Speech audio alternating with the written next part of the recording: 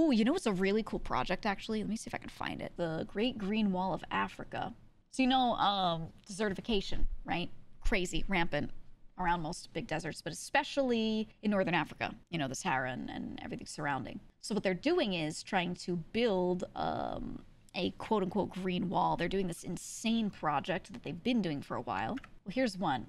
This is one of those projects that I just think is like really fucking well done. So you can see on the left is not where they're building that wall, and on the right is where they are. And you can see those really evenly planted things. They're planting things, and then by planting them in certain densities and using certain planting techniques, those things are able to stay alive more easily in those spots, and they're able to kind of keep the expansion of the desert away. And it has actually been really effective. It's been really, really effective. It just took some careful planting in the beginning to start it out the right way. How do the plants keep the desert away? Yeah, like people are saying, roots prevent the erosion and retain water. Yeah, so if water lands on some sand, depending on if it's compacted or not, it's either going to fall straight through and end up in an aquifer below, or it's going to run off because it's super compacted, kind of hard dirt and sand, right? So it's just either way, it's not going to be good. It's going to erode what's there and then end up somewhere else. Having these plants planted provides a root system that holds that water in there. The roots also break up the dirt. A lot of the issue with these areas is that it's really heavily compacted earth. So it's when you walk on it, it's like hard. It's not like loose sand. It's really hard, almost like stone.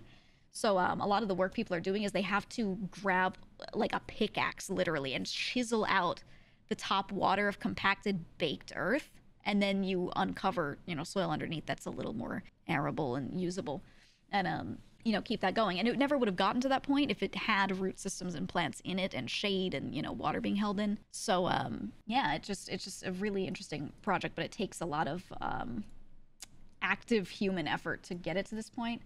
But I wanted to show there's like a specific, yeah, here it is. Here it is. I love looking at these. So they have this half circle farming sort of technique that has existed for a really long time, by the way. They're just bringing it back to this area.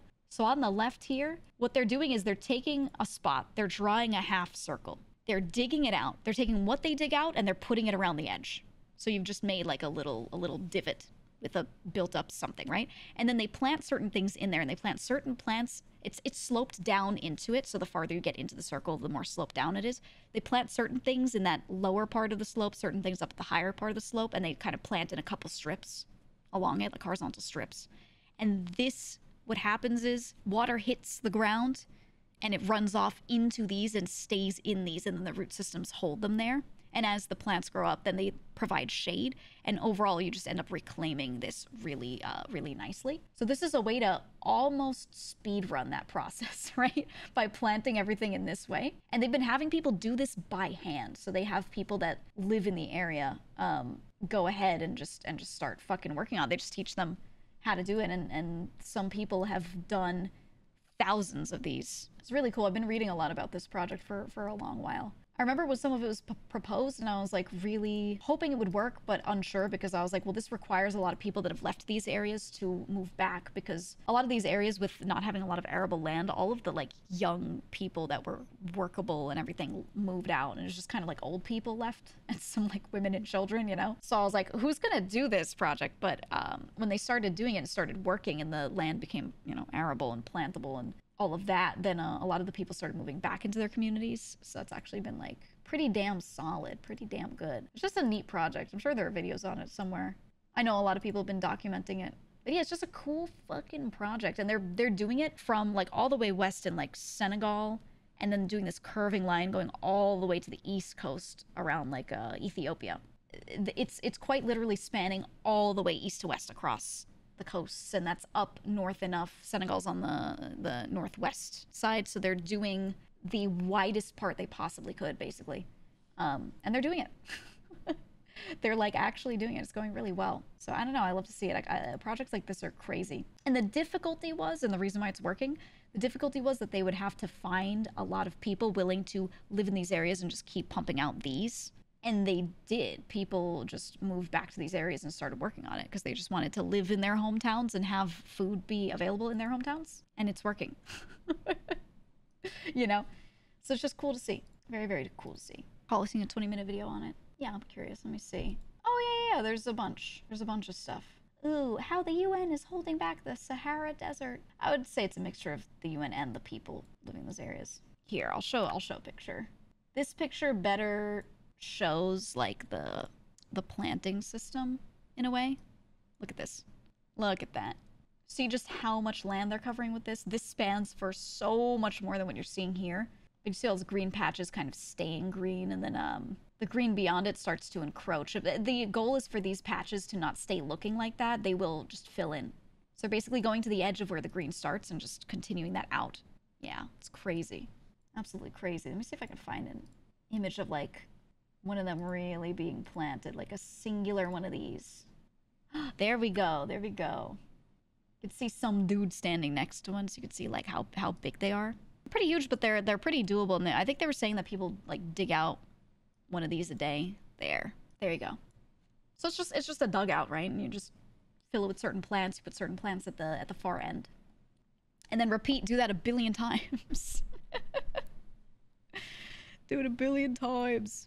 Looks so pretty. It's actually really nice to look at. Yeah, yeah. And the hope is that it won't like have that shape. You know, eventually it'll just kind of grow over. But it's cool to see, man. And then the thing that I've seen too is they have all these like half circle shapes that they're building, and then every here and there they do like one big wide channel in between that just will hold water. So they have a whole system here. And I think what I read that they were doing in the area I was looking at, they do like some of these half circles here. They'll have a layer of them, a horizontal strip of them that have all like one of 3 crops, and then they'll do one that's trees, right? And they'll kind of alternate to try and spread out the shade as much as possible. Because plants also do just straight up absorb heat. They straight up just absorb and hold onto heat in a small amount. So when you have an area covered in plants, it becomes significant. So I think the goal is literally just to have more greenery, not just, you know, specifically edible things, but like just as much greenery as possible right now so that the soil can kind of recover. You know, regular maps distort how big Africa really is. Oh yeah, maps are it's hard for any of it to be accurate. The best accuracy is if you literally have a globe, but even then it's hard to look at a spot and compare it to another spot on the globe without pulling out a little thing to measure it. It's tough. Do you know what they do about the dangers of monocultures? Assuming the kind of plants name 10 plants. Yeah, they have a lot of different plants that they will plant in one of these. So they don't plant just corn in one, let's say. You know, it's probably not corn. They've been planting a lot of things like okra, stuff like that. But let's say you have one half circle. They don't just plant okra. They have a whole bunch of different things that they plant next to each other. And they've been doing that. Yeah, exactly. Things that will keep the nitrates and nitrites very much so in check. Certain plants that will be really good for keeping groundwater in there. They try to rotate in types of trees where they can. And from what I've been seeing, any project, a chunk of the project that I've read about, it looks like they're really, instead of focusing on like crop rotation, having this all be manned, they're just planting a lot of different things next to each other that can coexist so that they can leave it and let it mostly be wild. Because this is not farmland. This is just reclamation of land, in a way. And then occasionally they'll have a strip of these horizontally that are for crops. And those, it seems like they're rotating them. Because from what I remember reading that a lot of areas that are struggling with food, the knowledge on how to do things like crop rotation, keeping your soil alive in a way where you can keep using it and it won't, you know, be depleted of certain nutrients over years. All of that, that knowledge has left some areas, and that's been a big issue. That's been a big issue for a lot of agricultural, you know, disasters happening in some areas.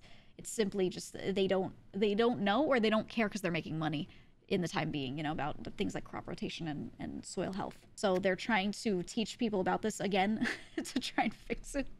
I know South America has a lot of issues with that. There are a lot of areas where people are just going and planting the same variety of the same crop in a huge swath and just replanting that thing in that same spot over and over. And the soil is getting shitty and their crops aren't as good over time. And they're like, I don't get it. What do I do? And it's just not sustainable, but they do it because someone's paying them in the meantime, you know? So that's kind of rough. Yeah, farming is a skill, exactly. It's not put seed in ground and it'll work. And a lot of people don't really know a lot of the They don't know a lot of the long-term effects of certain farming methods. A lot of stuff like that, that kind of knowledge, it's just died off with people. And a lot of the young people that could be devoting themselves to this kind of stuff and learning these things, just, yeah, they legit go off to cities. And it's like, you know, the older people in the area that do kind of know what they're doing stop working because they're old and it either dies with them or, you know, just something happens, there are hiccups, and over time these areas are kind of losing this knowledge. So it's a problem. It's a problem. Well, some of these are just reintroducing old ideas. People got real creative when they needed to. Yeah, that half circle thing that you see is actually a known long time farming method that people in these areas apparently used to use a very long time ago to make some of this land that was a little more difficult to work workable. So they're just reintroducing that rather than, you know, doing some new convoluted thing that's never existed or whatever and expecting it to work. So it's pretty cool. It's pretty cool. Different seed types need to be planted a certain way. Smaller ones need to be sprinkled. Larger ones need to be buried deep. Well, it's not that simple, but yeah. Yeah, there's a lot of nuance to it. So these projects are very, like, guided by... I know in this case for the Green Wall, they have the UN on it. They have, like, people that the UN is hiring in to send out and supervise all of it and just make sure they're doing it with certain techniques and teaching them so that they remember these techniques, not just doing it and then leaving, you know? And that's a huge part of it. And then any donation money that they're getting, I believe they're just putting into providing the seeds, right? And, like, giving these people the starting stuff that they need. Because realistically, where do you think they're getting these seeds from, right? They're not going to be able to, like, buy them and pay for them and procure them even. They wouldn't even know who to talk to in a lot of situations, how to ship them in from certain areas. So the UN is just kind of doing a lot of the providing of the stuff. And then having the people of the area actually get it done. This is the kind of career I would want, but the flesh is weak. This seems like a really rewarding but really tough job. Like, your job is to go out every day and teach a bunch of people these methods, supervise it, do it yourself, pick up a pickaxe and start smacking the ground and breaking up the earth. Like, that shit is a long project too. So I can imagine they're rotating people in and out on it. I don't know. It's rough. It's rough.